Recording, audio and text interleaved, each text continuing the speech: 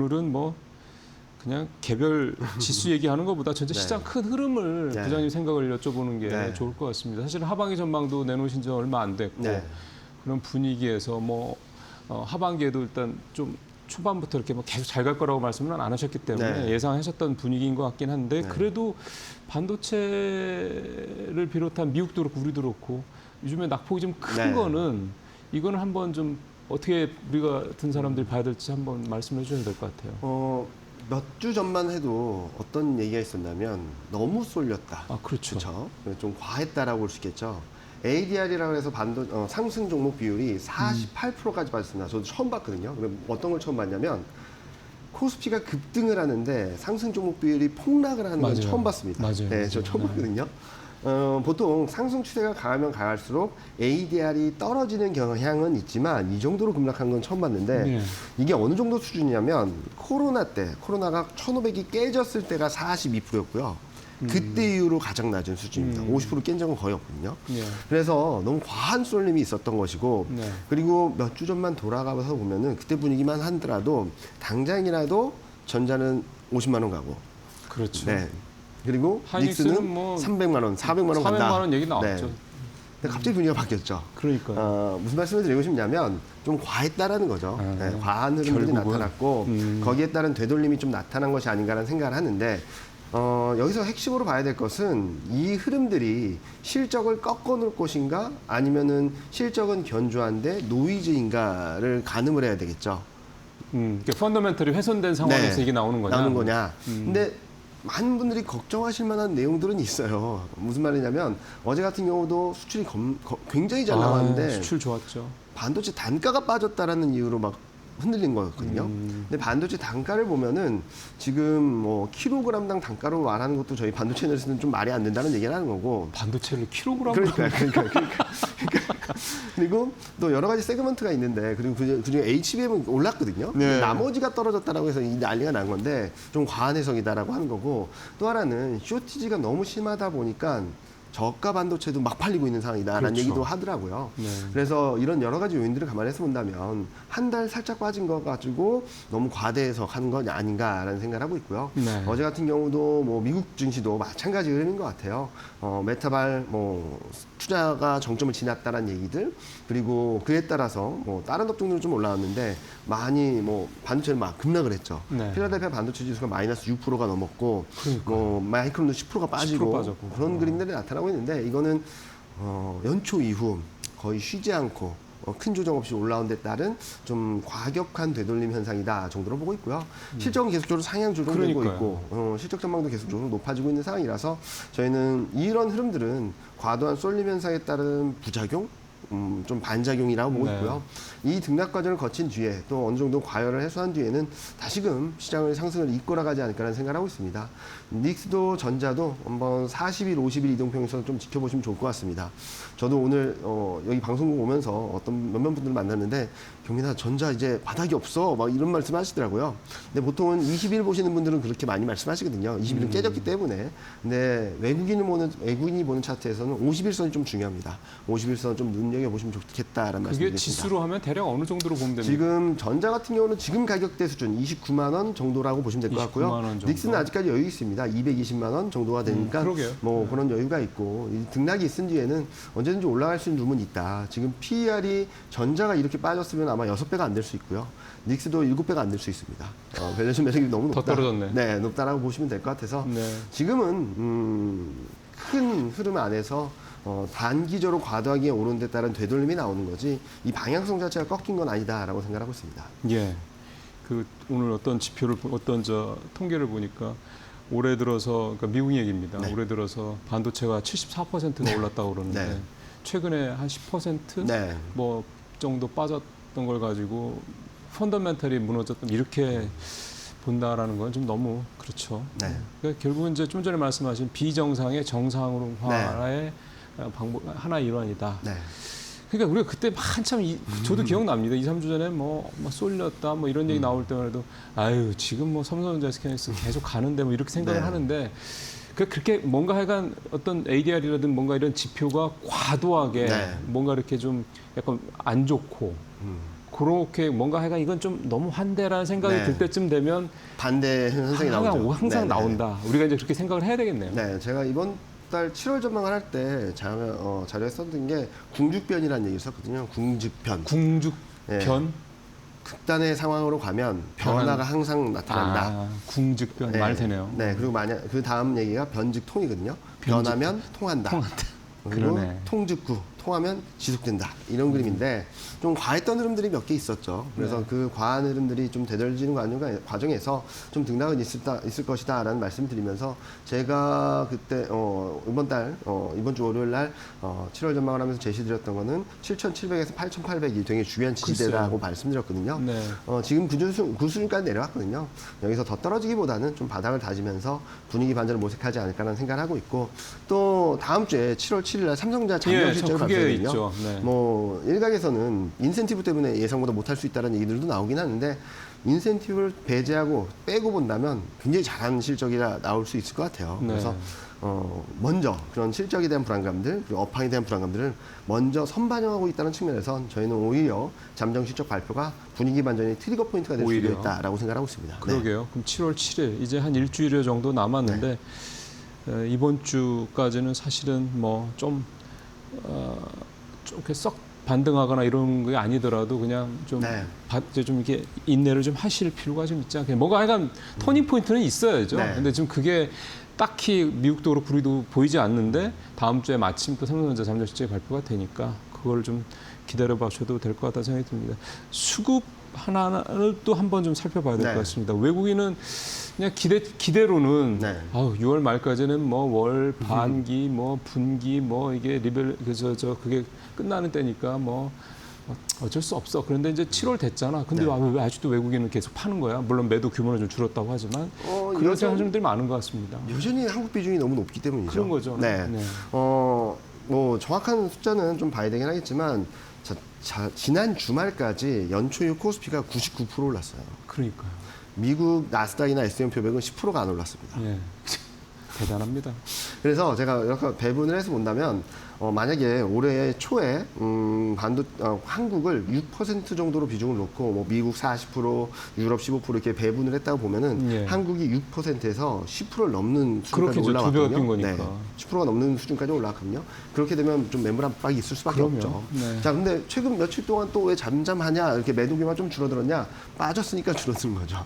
오버웨이 폭이 코스피가 빠지면 이렇게 내려가지 않습니까? 그러면 네. 좀 줄어들 수밖에 없어서 매도는 좀 완화되고 그런 패턴으로 보시면 될 것 같고요. 근데 외국인이 지금 올해 연초유 거의 140조, 150조를 팔았는데 지수는 더블 갔습니다. 그렇죠.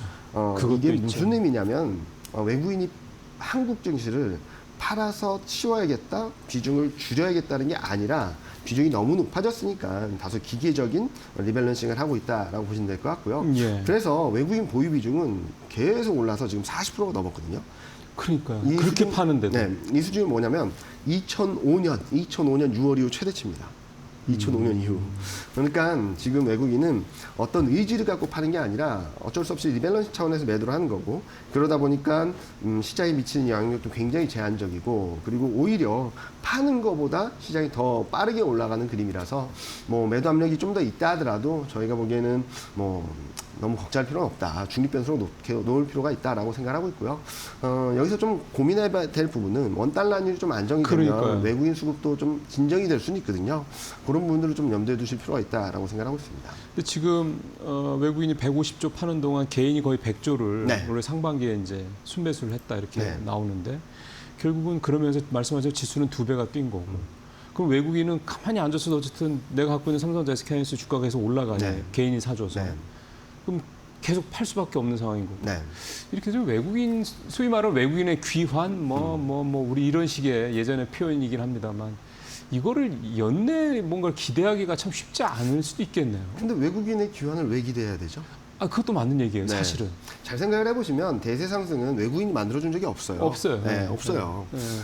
잘 생각을 해보시면 90년대 초반에는 바이코리아 펀드라는 게 어마어마한 열풍으로 시장을 끌어갔고요. 2004년부터 2007년까지는 펀드 열풍이 있었죠. 적립식부터 해서 모든 사람들이 펀드를 들고자 했었고 2009년부터 2010년은 레버 카운트 열풍이 있었고 지금은 ETF죠. 무슨 말씀을 드리냐면 파편화되고 좀 흩어져 있던 개인 유동성이 응집된 기관화된 자금이 네. 만들어지면은 네, 그게 네, 시장을 네. 이끌어갔지 외국인이 대세 상승을 만들어준 적은 단 한 번도 없습니다. 그래서 저희가 보기에는 너무 외국인에 너무 몰입돼 있는 상황이긴 한데 그게 맞아요. 맞아요. 저는 분명히 뭐 변화의 트리거는 될 수 있다고 생각하는데 시장이 올라가거나 많이 빠지지 않는 상황에서 외국인 보유 비중이 줄어든다라고 하면 조심해야 될 것 같아요. 외국인이 의지를 갖고 한국 비중을 줄이겠다라는 흐름들이 보여지지 않는 한 지금처럼 리밸런싱이 아니고. 네, 아니고 진짜로 줄이겠다라고 해서 외국인 보유 비중 자체가 꺾여서 내려가는 모습이 보이면 그때는 좀 경계를 해야 되겠지만 아직은 뭐 중립 네. 변수를 놓고 봐야지. 중립 변수를 놓고 들어오면 좋은 거고 플러스 알파 동력이고 나간다고 해서 시장을 떨어뜨리는 요인은 아닐 거다라고 생각하고 있습니다. 이것도 저도 고정관념입니다. 네. 하도 뭐 예전부터 외국인하고 살아왔는데 말씀하신 대로 팩트는 그게 맞거든요. 네. 대세 상승 때 한 번도 외국인이 우리를 끌고 간 적이 없다라는데 없습니다. 네. 참 이제 이런 생각들도 좀 바뀌어야 되지 않냐. 저도 좀 다시 한번 반성을 하면서 오늘 말씀을 좀 들어봤습니다. 이제 하반기 전망 오늘 또 부장님 나오셨으니까 뭐 대신증권 하반기 뷰가 하반기 전망이 되겠는데요. 네. 일단 어떻게 좀 대신증권에서는 하우스 뷰가 있죠? 일단은 7, 8월 달에 좀 레벨이 업돼서 3분기 중에는 저희가 코스피 타겟으로 제시드는 11,500선, 3분기 중에 네, 11,000선을 넘어설 수 있다라고 생각하고 있고요. 두 가지 동력이라고 봐주시면 될 것 같습니다. 첫 번째로는 실적 개선입니다. 실적이 예상보다 좋을 거라고 보고 있는데 반도체도 물론 좋겠지만 반도체를 제외한 나머지 업종들도 실적이 좋아질 것으로 보고 있거든요. 그 얘기는 너무 좋은 얘기네요. 네, 어제 수출 데이터를 보게 된다면 반도체를 제외한 수출 모멘텀이 전년 대비로도 1분기보다 좋아졌고요. 전 분기 대비로도 1분기보다 더 강해졌습니다. 근데 이익에 대한 눈높이는 아직까지 높지 않거든요. 그렇죠. 네, 왜냐면은 전분기 대비 변화를 보면 2분기 반도체를 제외한 업종들의 2분기 영업이익 변화율이 마이너스예요. 수출 모멘텀은 1분기보다 더 좋아졌는데 실적은 실적 예상은 마이너스 전망입니다. 전분기 대비 1분기보다 못할 거다라는 전망이 들어와 있거든요. 그래서 저희가 보기에는 좀 과한 흐름이 아닌가라는 생각을 하고 있어서 예상보다 좀 좋은 그림이 나올 수 있고 그리고 또 많은 분들이 이제 또 다시 상승 추세가 재개되려면은 이제 또 반도체를 쏠림 현상이 나타나는 거 아닌가라는 생각을 하실 수도 있겠지만 그러니까요. 저희는 반도체도 올라가는 가운데 반도체 상승 탄력이 좀 슬로해지면은 실적 호전주 또는 실적 대비 저평가된 업종들이 튀어오르면서 상호 순환매가. 보완적인 순환매가 나타날 수 있다라고 생각합니다. 특히 반도체가 좀 일시적으로 조정을 받고 그리고 좀 과한 흐름들에 따른 되돌림이 나온 상황에서 반도체 플러스 알파 전략을 가져가게 된다면 저는 7, 8월 달에 그렇죠. 좀 레벨이 올라갈 수 있다고 보고 있고요. 네. 또 하나는 최근까지 유가가 레벨 다운 됐음에도 불구하고 달러랑 금리가 아직까지는 내려오지 않고 있거든요. 그러니까요. 이거는 물가에 대한 부담, 통화 정책에 대한 부담이 있는데 7월 14일 날 발표되는 CPI가 5월 달 대비 둔화될 것으로 예상이 되고 있습니다. 5월 달이 CPI가 4.2였는데요. 예, 그렇죠. 지금 인플레이션 나우, 클리블랜드 연회에서 발표하는 인플레이션 나우 전망치는 3.95 정도, 많이 4% 깨질 수 떨어지네요. 있다는 전망이 예. 들어 있어서 이게 확인된다면 저희는 7월 중순부터는 달러도 금리도 좀 안정을 찾으면서 실적 개선과 금융시장 안정화가 두 가지가 믹스되면서 7월, 8월 달에는 좀 레벨이 빠르게 올라가지 않을까라는 생각을 하고 있고요. 그래서 지금 6월 달 그리고 7월 초까지 조정받는 게 더 멀리 올라가기 위한 좋은 기회인데요? 네, 좋은 기회다라고 보고 있어서 지금은 네. 좀 사야 된다라는 말씀을 계속 그러게요. 드리고 있습니다.